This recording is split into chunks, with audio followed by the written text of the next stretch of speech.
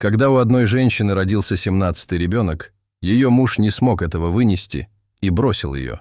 20 лет спустя он пережил самое сильное потрясение в своей жизни.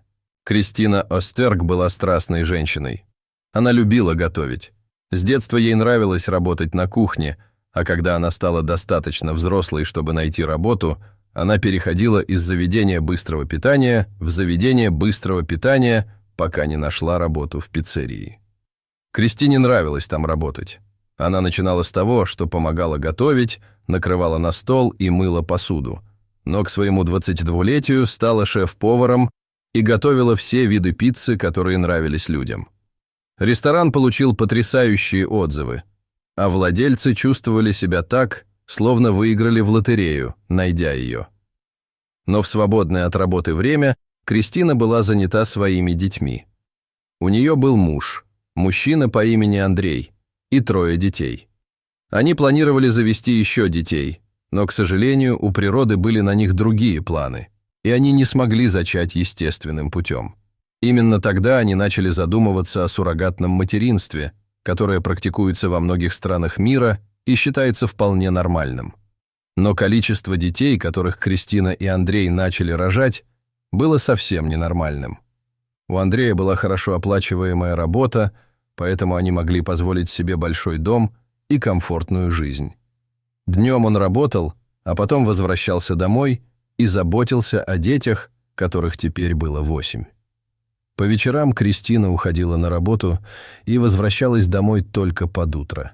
Часто супруги почти не виделись, только чтобы передать детей и коротко поговорить о них. Это начало становиться небольшой проблемой в наших отношениях.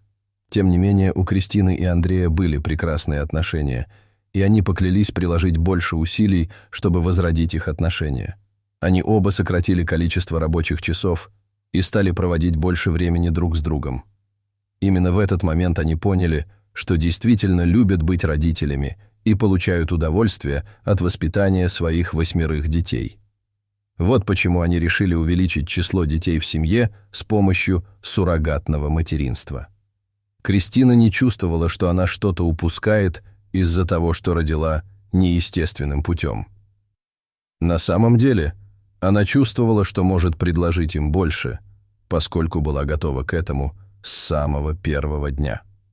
Таким образом, в течение следующих нескольких лет к их выводку, летающему на воздушном шаре, прибавилось еще 6 детенышей, в результате чего общее число достигло 14. Рождение такого количества детей – это тяжелое испытание для любого человека. И опять же, отношения Кристины и Андрея были очень напряженными. Они наняли нескольких постоянных нянь, чтобы облегчить их бремя. Но работа родителей с 14 детьми начала давать о себе знать, особенно у Андрея. Когда его жена спросила, не стоит ли им добавить в семью еще нескольких детей, он отказался. Счастье заключалось в том, чтобы иметь большую семью, а он уже начинал чувствовать себя несчастным.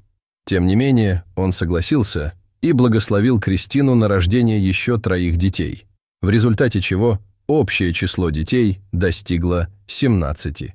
Стоимость рождения такого количества детей была ошеломляющей. Кристина и Андрей тратили от 3500 до 4200 фунтов стерлингов в неделю только на самое необходимое для всех детей, и это еще до того, как они заплатили нескольким няням, которые им помогали. Помимо финансового аспекта, было трудно найти время, чтобы должным образом растить их и проводить время со всеми ними. Андрей сказал, что Кристине следует уволиться с работы и присмотреть за малышами, пока он будет работать и приносить деньги. В конце концов, они смогли бы выжить только на его зарплату. Так Кристина и поступила. Она с грустью распрощалась с пиццерией и стала матерью-домоседкой для своих 17 детей. У Кристины все было хорошо, и ей действительно нравилось быть матерью стольких детей. На самом деле, если бы у нее были место и деньги, она бы позаботилась о сотнях детей, если бы это было возможно. Но как только она начала осваиваться в своей новой жизни, и все встало на свои места, произошло нечто, перевернувшее ее мир с ног на голову и оставившее ее потрясенной и убитой горем.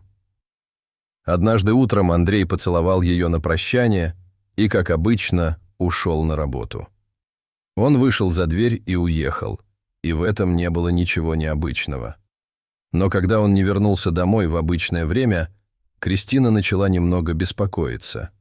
Она ждала всю ночь, чтобы увидеть, как он войдет в дверь, но этот момент так и не наступил. Вскоре после полуночи ей позвонили по телефону. Это был гальский звонок. Она спросила его, что ее беспокоит, но когда он начал отвечать, она почувствовала, что ее сердце разрывается на части, а глаза наполняются слезами. Оказалось, что Андрей больше не влюблен в нее, и что он где-то далеко, где она никогда их не найдет. Он был не в состоянии справиться с 17 детьми, и хотя поначалу он верил, что большая и разветвленная семья сделает его счастливым, правда заключалась в том, что он был несчастен. Для него было слишком тяжело быть работающим отцом, не говоря уже о том, что они тратили огромное количество денег, которые шли только из его зарплаты. Вот почему он ушел. Он сказал, что она может оставить себе дом и все, что в нем есть, но с него хватит. Он подал на развод и ушел. Кристина была вне себя от злости на Андрея, но более того, она чувствовала себя обиженной, отвергнутой, как будто вся их семейная жизнь была ложью. Кристину простили бы, если бы она сдалась, но на самом деле этот печальный поворот событий заставил ее еще больше сосредоточиться на своей семье. Она бы показала Андрею, какая она хорошая мать, и заставила бы его пожалеть о том, что он вообще ушел из семьи. Она бы боролась изо всех сил, чтобы правильно воспитать этих детей. И именно с таким подходом Кристина шла вперед. Было ли это легко? Нет. Наличие 17 детей, бегающих по дому, определенно было стрессовой ситуацией, но каким-то образом ей удалось правильно воспитать каждого из них и обеспечить их любовью и вниманием. К счастью, у нее были помощники. Оставшаяся в живых няня оставалась рядом с ней и помогала ей растить детей, и медленно, но верно все стало налаживаться. В конце концов, Кристина вернулась к своему первоначальному увлечению – кулинарии. Она обнаружила, что может купить пиццерию, в которой когда-то работала, и ухватилась за эту возможность обеими руками. Заведение находилось в отличном месте, и ей просто нужно было немного скорректировать курс, чтобы вернуться на прежний уровень. Благодаря этому и своему особому волшебному подходу к приготовлению пиццы, к тому времени, когда все дети достигли подросткового возраста, Кристина не только добилась успеха в одном ресторане, но и улучшила его, распространив свое влияние на другие заведения в этом районе. К счастью, когда все дети достигли трудоспособного возраста, они начали помогать в ресторанах. Это было потрясающе, и Кристина не могла поверить, что это стало семейным проектом. Она объединила свою любовь к семье со страстью к еде и кулинарии, и результаты превзошли все ее ожидания. Она была не только довольна тем, что делала, но и приносила более чем вдвое больше, чем они с Андреем зарабатывали в месяц. И говоря о Андрее, Кристина почти забыла о нем. Так было до тех пор, пока 20 лет спустя он не зашел прямо в ее ресторан. Андрей захотел поговорить с Кристиной. Он сказал, что скучал по ней и думал о ней и детях. Он спросил, как дела у 17 детей, но Кристина осталась холодна, сказав ему, что он был трусом, когда ушел от них всех. Некоторые из детей учились на инженеров, поваров, учителей, врачей и даже юристов, и всем этим были обязаны ей. Андрей был потрясен. Он никогда не ожидал, что Кристина или кто-либо из детей будут процветать без него. Но одно было ясно наверняка. Они не нуждались в нем в своей жизни. Андрей был в очередной раз потрясен услышанным. Кристина велела ему уйти из ресторана, никогда не возвращаться и никогда больше не пытаться связаться с ней или с кем-либо из детей. Он бросил их, когда они нуждались в нем, и второго шанса у него никогда не будет. Кристина была сильной и жизнерадостной женщиной, которая очень любила своих детей, и она справилась со всем этим без помощи мужчины. Теперь это уже не могло измениться. Теперь все зависит от вас. Что вы думаете об этой невероятной истории? Смогли бы вы и захотели бы заботиться о 17 детях? Как всегда, мы рады вашим отзывам, поэтому не забудьте оставить свои мысли и мнения в разделе комментариев ниже.